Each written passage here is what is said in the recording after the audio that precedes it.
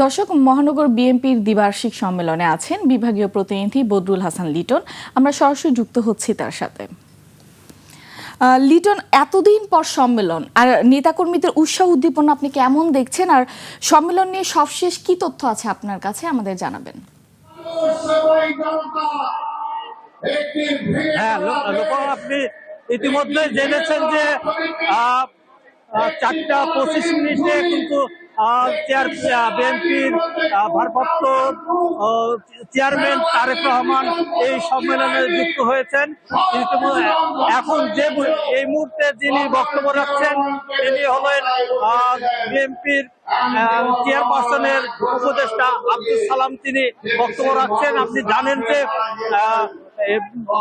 দুপুরের পর থেকেই কিন্তু বিপুল সংখ্যক বিএনপির নেতা কর্মী এখানে উপস্থিত হয়েছেন। তাদের নেতা তারেক রহমানের বক্তব্য শোনার জন্য তারা উদ্গ্রীব হয়েছে। আর কিছুক্ষণের মধ্যে হয়তো তিনি বক্তব্য রাখবেন। আপনারা জানেন যে দীর্ঘ 15 বছর পর কিন্তু এই সম্মেলন অনুষ্ঠিত হচ্ছে। সর্বশেষ 2009 সালে এখানে এই রাজশাহী মহানগর সম্মেলন অনুষ্ঠিত হয়। এরপরে তারা আর কোনো সম্মেলন করতে পারেনি।